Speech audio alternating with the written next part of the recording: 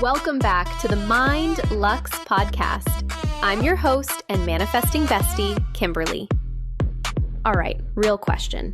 Have you ever caught yourself staring at your phone like it's a crystal ball?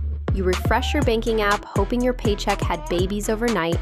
You check your dating app thinking, surely a tall, handsome cowboy with nice teeth and emotional intelligence just made a profile in the last 12 seconds. Or maybe you're convincing yourself your specific person is definitely texting you today because you saw 3 angel numbers before breakfast. Listen, we've all been there. Most of us aren't actually manifesting our dream life. We're manifesting our relationship with waiting. We're waiting for the text, the promotion, the money, for our body to change. We're waiting for life to start. Meanwhile, life is sitting there like, I've literally been knocking this whole time. I had one of those moments recently that completely rearranged my brain. I went to the Abraham Hicks workshop in Orlando, and honestly, I expected to hear a lot of things I'd already heard before. I've listened to these teachings for years. I know the famous quotes. I know the concepts. I know, get into alignment, raise your vibration, be in the vortex. But one tiny little distinction landed so differently because of where I am in my own life. And suddenly I realized, I think almost all of us have been aiming at the wrong target. Think about it. How many hours have you spent asking, when's he coming back? How am I going to make $100,000? Why isn't my business growing? Where's my dream house? When's my life finally going to happen? Your brain becomes a detective. It starts gathering evidence. Meanwhile, your nervous system is over there clutching its pearls because every single one of those questions has one thing in common. They all start from the assumption that you don't have it. That's when I realized something that hit me like a frying pan to the forehead. Maybe the biggest thing blocking us isn't that we're thinking negatively. Maybe we're rehearsing absence every single day, over and over. Like we're practicing for the Olympics of not having what we want. And here's what's fascinating.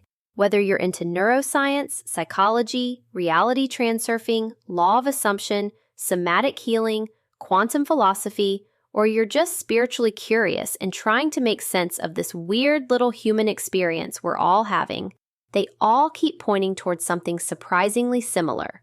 Your internal experience changes your external experience. Now, before anybody starts throwing tomatoes through the speakers, Kimberly, are you telling me if I just think happy thoughts, $1 million is going to parachute into my backyard? No. If that's happened to you, please send me your address because I'd like to conduct some highly scientific research. But what I am saying is way more interesting than that. Your brain is constantly making predictions. Your nervous system is constantly asking one question. Am I safe? Not, am I rich? Not, am I dating the love of my life? Not, do I own 50 acres and 3 adorable Highland cows? It's asking, am I safe? Because if your body believes love is dangerous, success feels overwhelming, money disappears, people always leave, or happiness never lasts, guess what your incredible brain starts preparing you for? Exactly that. Not because the universe is punishing you, because your brain loves being right. Seriously, your brain would rather be predictably miserable than unpredictably happy. It's efficient like that. It says, we've survived disappointment before, let's keep expecting disappointment. Great plan, everyone. What if I told you the fastest way to begin changing your life isn't obsessing over the physical outcome at all? It's becoming ridiculously specific about the emotional outcome. That's the distinction that completely stopped me in my tracks. Someone asked about manifesting a relationship, and instead of talking about where to meet someone, or how long it'd take, or whether it'd be this person or that person, what do you actually want to feel? Not the Hallmark version, not the Instagram quote version, not the Pinterest vision board version, the real version. The one your body instantly recognizes. I want love is almost too big. It's become wallpaper. We've heard it so many times it barely registers. But saying, I can't wait to hear his truck pull into the driveway because my favorite part of the day is about to start. That's the actual feeling we want to experience. I love how peaceful it feels when we're both doing completely different things in the same room. Or, I love laughing so hard that my stomach hurts. Your nervous system knows exactly what those moments feel like. Once I started connecting what Abraham was talking about with neuroscience, psychology, reality transurfing, and somatic work, it wasn't four completely different conversations anymore. It started looking like four people describing the same mountain from different sides. Once you see it, you can't unsee it. So grab your coffee and let's completely rewire the way you think about manifestation, because this one shift changes everything. So let's connect this to what's actually happening upstairs in your brain, because this is where manifestation gets way more interesting than just think positive. Your brain is basically the world's most overprotective personal assistant. It has one full-time job: keep you alive. Not rich, not married, not living on 40 acres with Highland cows and a wraparound porch. Alive. Your brain is constantly making predictions about what's going to happen next. In neuroscience, this is called predictive processing. Instead of waiting for life to happen and then reacting, your brain is constantly guessing what's about to happen based on everything you've experienced before. Think of it like Netflix. If you've watched 8 seasons of crime documentaries, it isn't going to recommend Disney princess movies. It's going to say, "Looks like we're investigating another serial killer today." Your brain works the same way. Feed it enough rejection, it starts predicting rejection. Feed it enough financial stress, it starts predicting financial stress. Feed it enough chaos, and eventually peace starts feeling suspicious. That's why neuroscientist Lisa Feldman Barrett says your brain isn't reacting to reality nearly as much as it's predicting reality. It's using your past to make its best guess about your future, which means if your subconscious expectation is people always leave, your brain is constantly scanning for evidence that confirms it. Not because it's trying to sabotage you, because it's trying to be accurate. And the crazy part? Once your brain predicts something, it starts preparing your body before the event even happens. Ever notice your stomach drops before you even open an email? Or before your boss even says, "Hey, can we chat?" That's prediction. Your body is responding to what your brain thinks is about to happen. So let's talk about neuroplasticity, because this is honestly one of the coolest discoveries in modern neuroscience. Years ago, scientists believed your brain was basically set in stone by adulthood. Good luck. Hope you like the wiring you've got. Turns out, that's completely false. Your brain is changing literally every single day. Every thought, every experience, every habit, every conversation. You're constantly strengthening certain neural pathways while others slowly fade away. Think of it like walking through a grassy field. The first time, you've got to push through tall grass. Walk that same path every day, and eventually you've got a clear trail. Your thoughts work exactly the same way. If you've spent 20 years thinking, "I'm never chosen," guess what? That's a 6-lane neural superhighway. Your brain can drive it blindfolded. But the amazing part is, you can build a different road. It takes repetition, but your brain absolutely knows how to remodel itself. This is where mental rehearsal comes in, and elite athletes have been using this forever. Olympic skiers mentally ski the course before they ever touch snow. Professional basketball players mentally rehearse free throws. Concert pianists practice entire performances in their imagination. Why? Because vivid mental rehearsal activates many of the same brain networks involved in actually performing the task. You're literally giving your brain another rep. Dr. Tara Swart talks about this beautifully.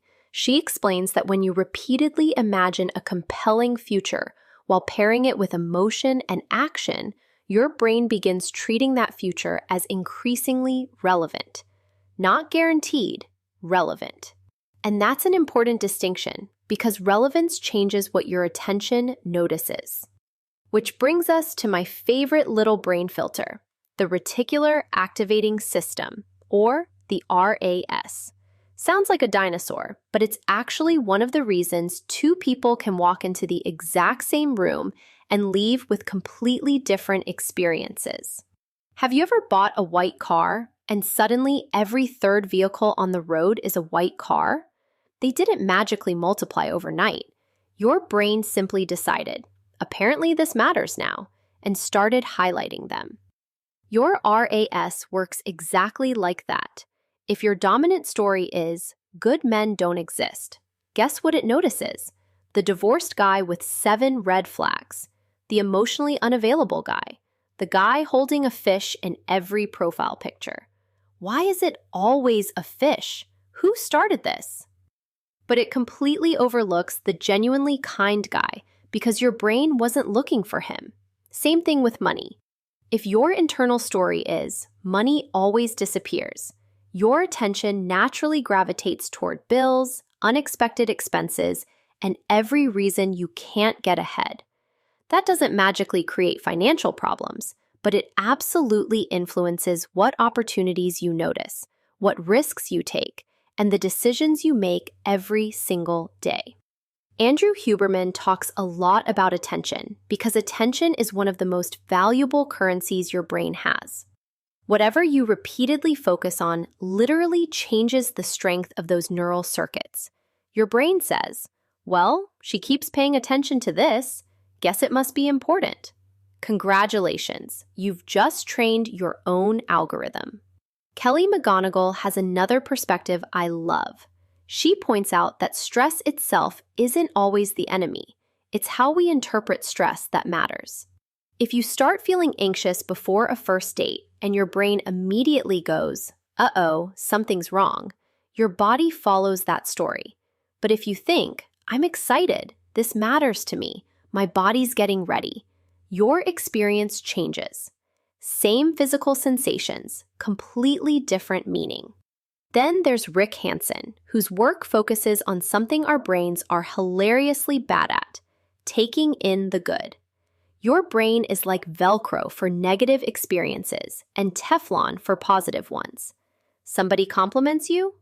Cool, forgotten by lunchtime. One weird look from a stranger? You're probably replaying it at 2:17 in the morning 6 months later. Rick Hansen says we actually have to linger on positive experiences for several extra seconds to help the brain encode them more deeply.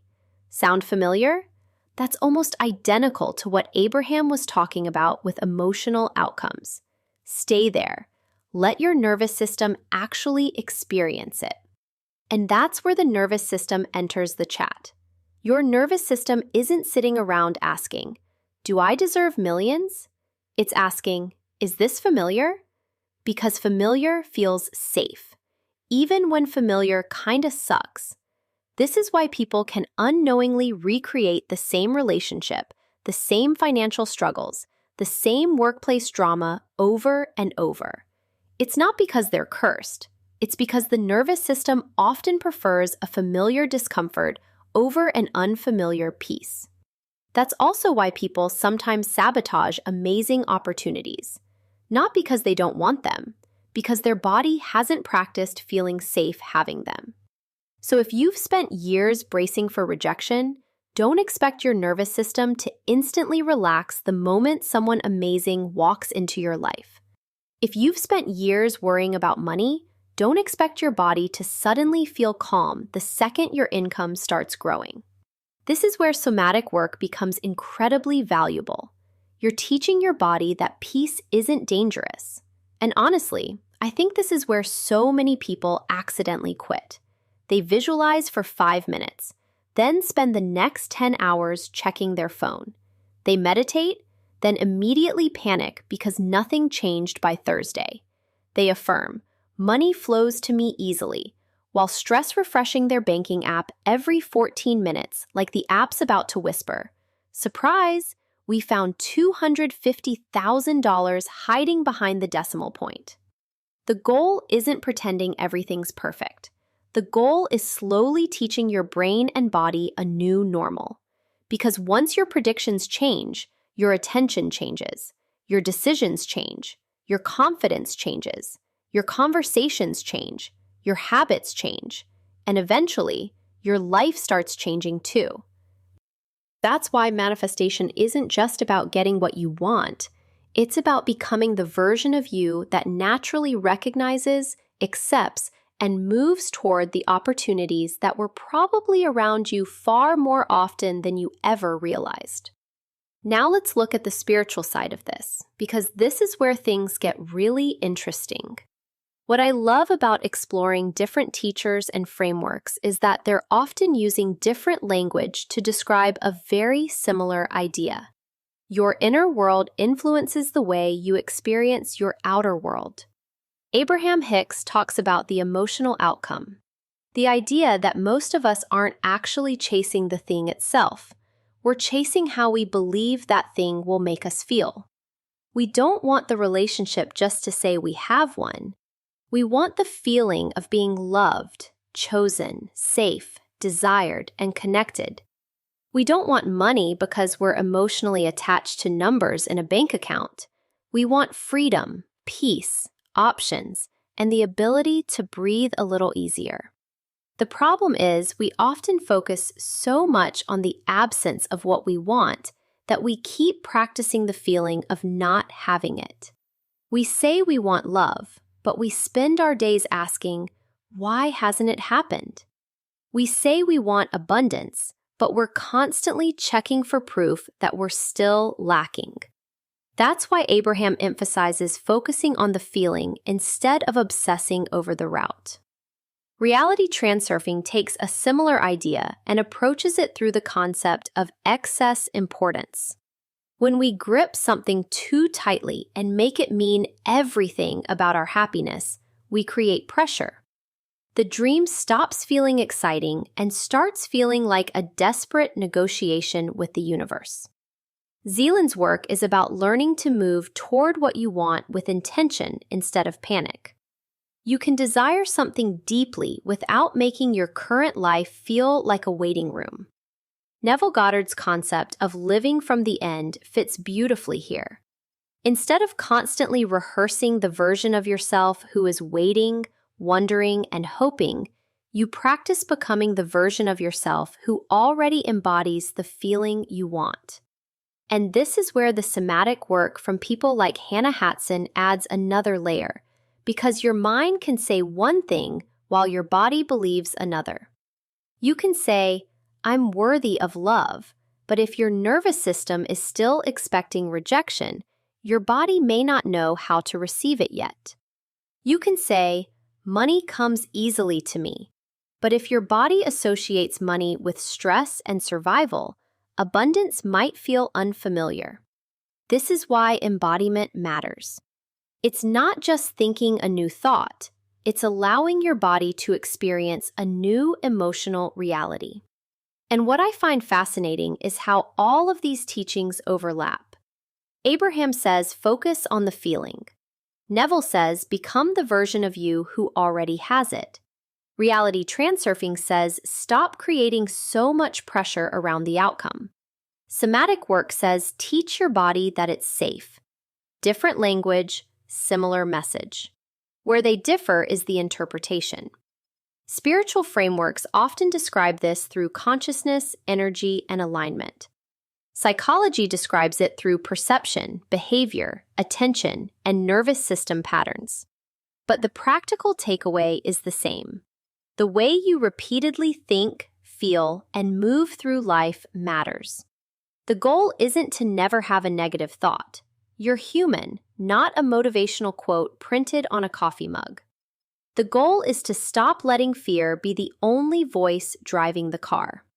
Because when your thoughts, emotions, body, and actions start moving in the same direction, you become someone who naturally recognizes different possibilities, makes different choices, and creates a very different experience of life. So what does this actually look like in real life? Because it's one thing to understand the concept. It's another thing to actually apply it on a random Tuesday when your ex still hasn't texted, your bank account is looking a little disrespectful, and your dream life seems to have missed the exit. Let's start with a specific person because I know that's probably why half of you clicked on this episode. Let's say your goal is to manifest your specific person. Most people spend their days mentally refreshing the relationship. Why hasn't he reached out? Is he thinking about me? Did I ruin everything? Maybe I should post this selfie. Every one of those thoughts is pulling your attention back to the current circumstances. Instead, ask yourself, what am I actually after? Maybe it's the feeling of laughing together while making dinner. Maybe it's waking up next to someone who chooses you every day. Maybe it's hearing, "I'm so glad you're here." That's the emotional destination. That's the state you're practicing. Now let's talk money. Imagine your goal is making $100,000 this year. Most people open their banking app and immediately think, well, definitely not today. But the emotional outcome isn't staring lovingly at a number on a screen. It's the feeling of paying your bills without that tiny knot in your stomach. It's booking a vacation without calculating everything 17 times. It's walking through the grocery store and buying the good cheese without acting like you've committed a felony. That's abundance your nervous system can actually recognize. Now let's say your dream is building a business. Instead of obsessing over follower counts, algorithms, or whether your latest post got 14 likes from your aunt and 3 bots, ask yourself what success actually feels like. Maybe it's waking up excited to work. Maybe it's getting messages from people whose lives you've genuinely changed. Maybe it's closing your laptop at 3 o'clock on a Wednesday because your business supports your life instead of consuming it. That's a completely different emotional target than constantly checking analytics. What about your dream house? Most people visualize the kitchen, the acreage, the wraparound porch, the mountain view. Nothing wrong with that, but don't stop there. What's happening inside that house? Maybe it's Sunday morning, coffee in your hand, your dogs running through the yard, somebody mowing the lawn while your favorite playlist is on in the background. That's a lived experience. Your brain understands experiences way better than square footage.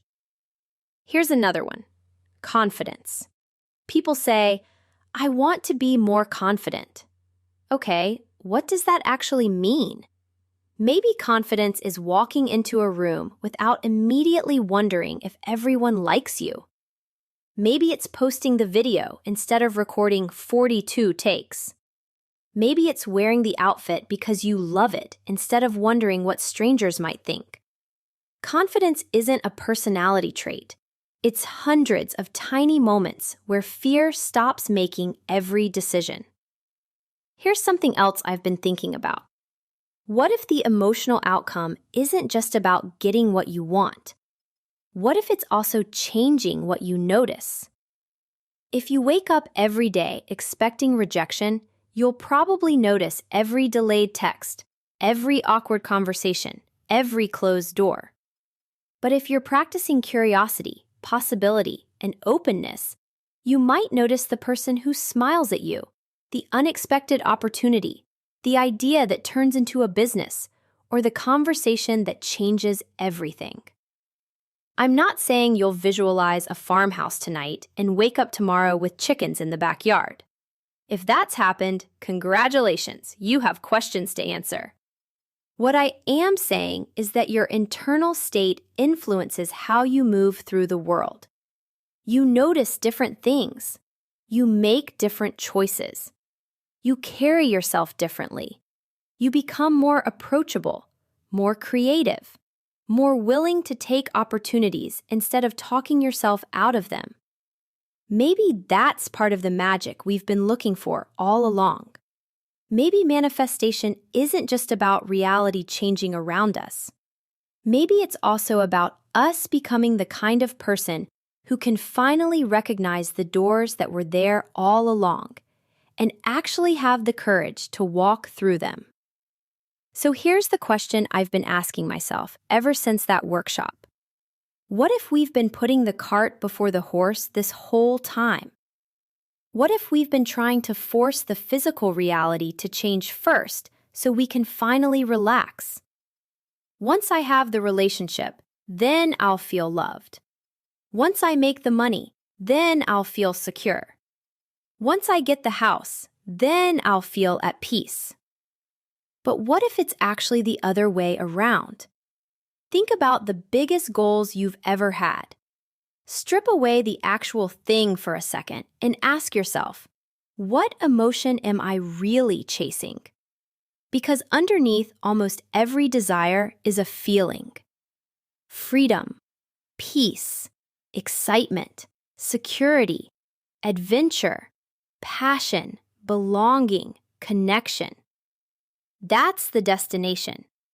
And here's what I found so interesting about what Abraham said. She didn't tell that woman to visualize the wedding. She didn't tell her to imagine the ring or the honeymoon or the perfect guy's face. She said, "How do you want to feel?" Then she started describing these tiny little moments. Hearing him come home, sitting in the same room doing different things, just enjoying each other's presence. That's what made me stop and think. Those are real moments. My nervous system knows exactly what those feel like. I've actually started doing this myself.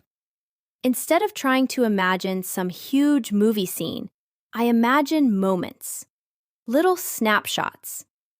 I'm sitting on the couch with coffee on a Sunday morning. We're laughing because one of us completely burned supper again. We're driving down a back road with the windows down.